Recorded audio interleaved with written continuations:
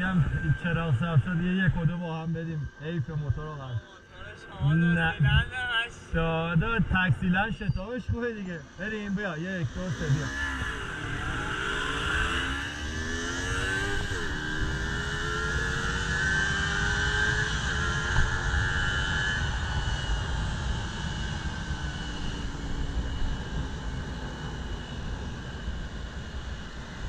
عشق من آره نه میدونم اصلا بحث این نیست. عشق کردم موتور رو دوست دارم، موتور شما رو دوست دارم.